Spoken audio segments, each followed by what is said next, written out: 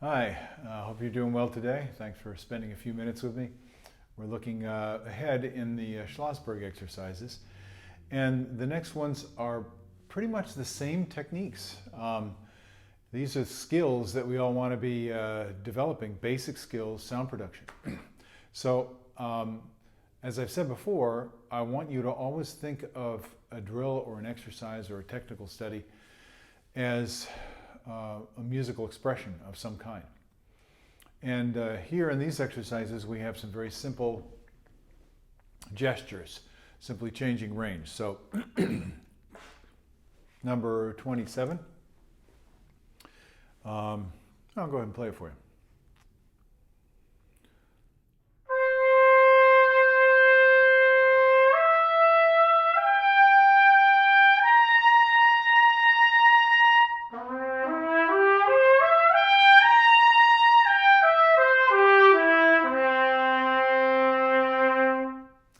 So that's something that you might have to do in a piece.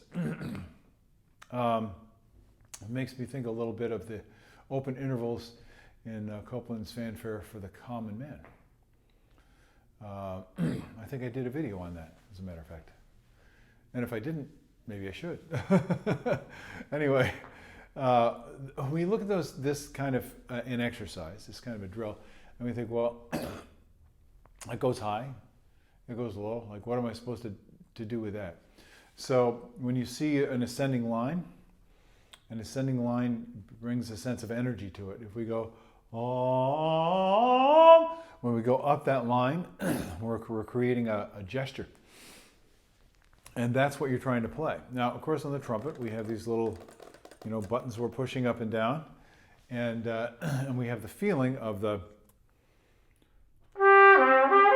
those little bumps, some people call them slots, in the horn, which are a result of the way the overtones work in the instrument.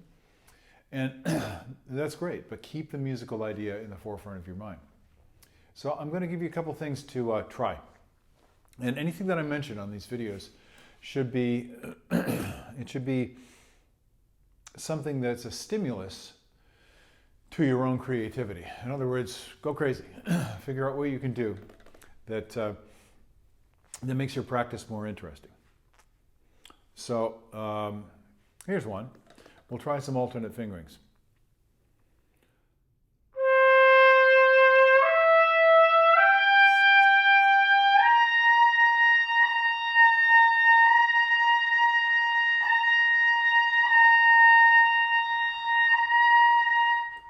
Now you see they were quite widely differing in pitch, and they also feel very different. If you tried this, you know that already.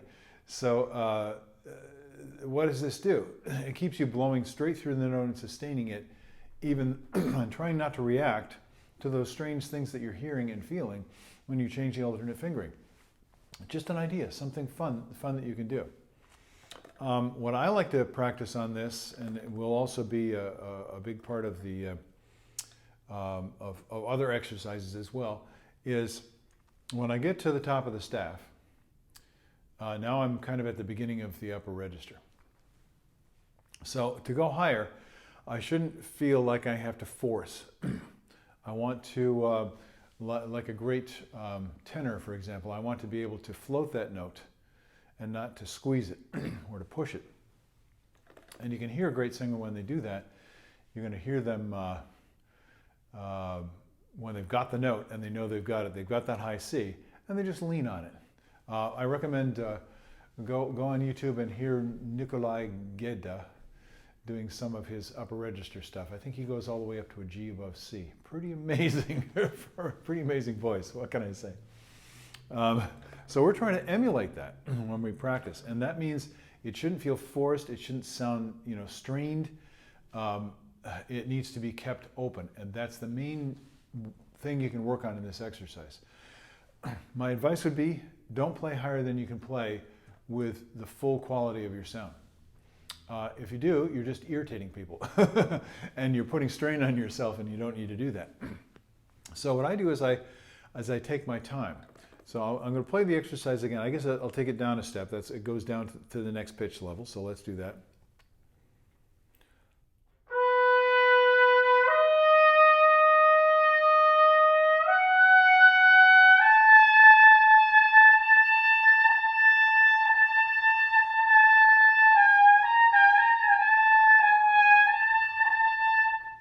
Well, sometimes only certain fingerings work. It's just something to mess around with. Now I'm going to play the ascending arpeggio.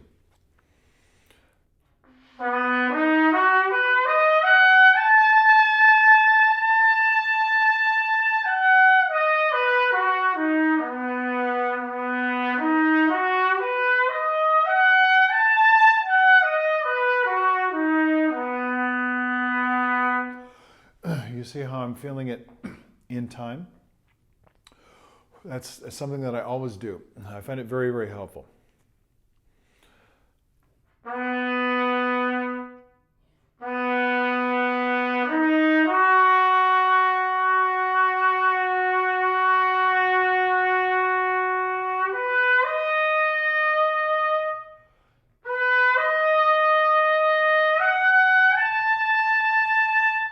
So I'm pausing, I'm sustaining the notes. And whenever I feel a little bit of an imbalance, again, strain coming on, maybe I'm using a little bit too much pressure, maybe I'm starting to squeeze with the lips, maybe my embouchure is feeling insecure, and or I'm feeling like maybe I don't have quite enough strength, I'm a little fatigued to reach the upper note. Maybe I'm not providing the necessary support, or I'm choking off that support someplace. Something is out of balance. I let it come back into balance. And this is such a simple technique for practice, and it's something that everybody should do. So to review, maintain the full resonance of your voice. And when you can't do that, don't play any higher than you can play while maintaining that full resonance. Find the center of the note, the sweet spot where it rings easily. Get comfortable with sustaining that note. And when you move to the next note, feel that your body is prepared to simply step to the next note. No force, no strain. Now, it's easy to say that. These are upper register exercises. And I think that if you don't have the strength and you don't have the skill and you haven't developed this range yet, please don't do these exercises. But what I recommend to younger players, less experienced players, go see where you can go with it and see where your limitations are. For most people, it starts at the top of the staff. So when you do this exercise or any kind of ascending arpeggio or scale, you want to be thinking in terms of where do I start to fight?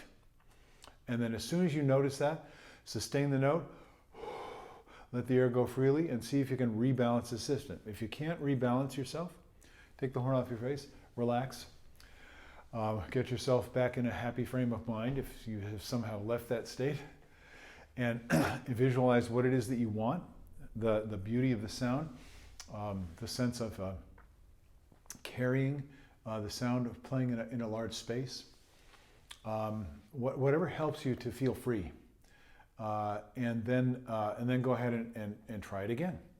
And so this should be fun. I like practicing. I hope you do too. I like practicing because I find it interesting and satisfying. So let's go ahead and play that arpeggio again.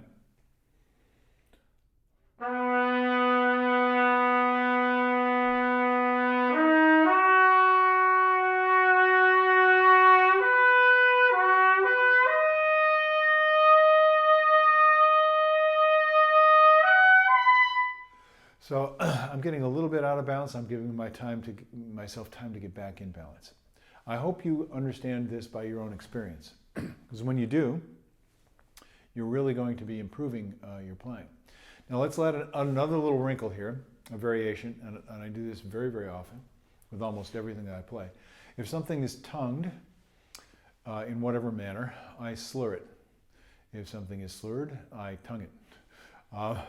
So the tongue can be a very, very helpful device or a helpful tool to help you feel what the air is doing. We'll get into this later when we talk specifically about tongue stuff. But for here, just try and tongue the arpeggio. I'm going to play the next one so you'll get the idea.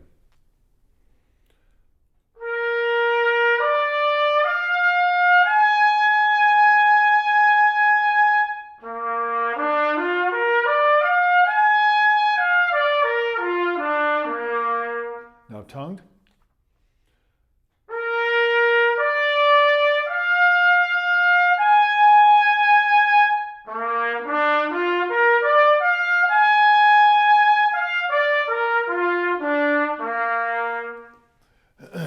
You can add K articulation. You can add multiple tongue articulation. You can add flutter tongue. Get the tongue involved and see what the relationship is as you work it. Now, there's something else that many of you probably won't think about when you play an exercise like this. We see the line, you know, da da da dee, ba da da da, and we go up. Okay, great. What I want you to do is think about connecting the high note, the high peak of the phrase, to the low. So if I go ahead and play the next one.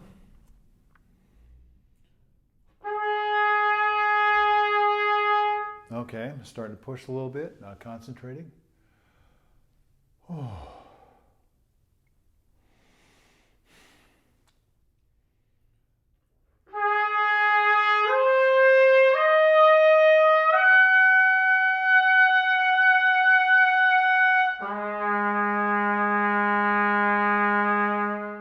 So as I'm playing the high note in the phrase, I'm getting ready to play the low note completely connected. So most people go,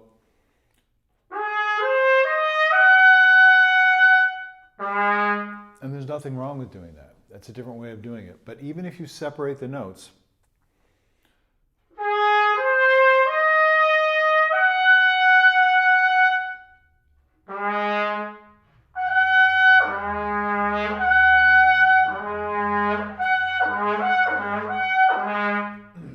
to feel like you could directly slur from one note to another. That keeps your breath ready, and it keeps your embouchure poised to vibrate correctly in the airstream between the notes. So you can even do crazy stuff like, I'll show it to you in the next exercise. Like glistening, we've talked about that a little bit before. So I'm going to go ahead to 28. And 28 is a reprise, you might say, of number 22, where we did a variation in dynamics. So this is a basic technique you can apply to anything that you're working on. I'll give you an example. If I'm going to play pictures, and I want to play it in such a way that I'm playing straight without musical inflection, which is the way many people play it.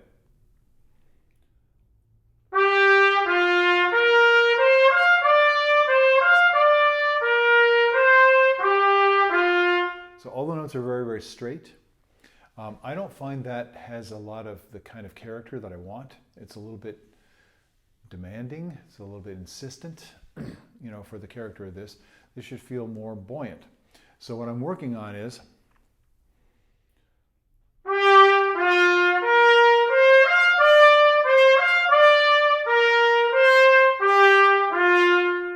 you can see every note has an inflection, but I'm still making that continuous line all the way through.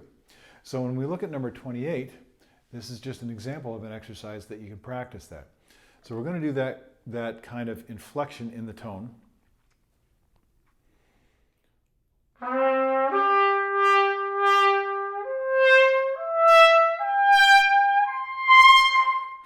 Okay, you get the idea. Now, that's pretty strenuous when you get up above the staff, or it certainly can be.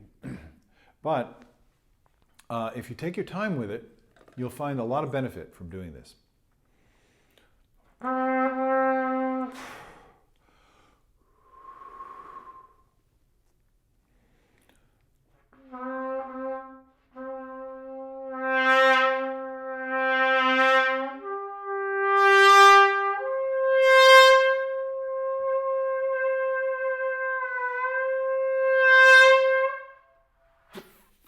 It's very easy to squeeze or choke.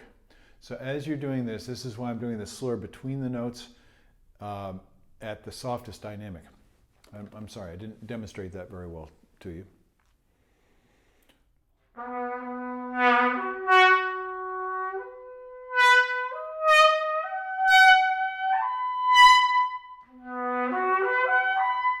Now, if I do that with a musical intention, not just a physical exercise, I can play it like pictures.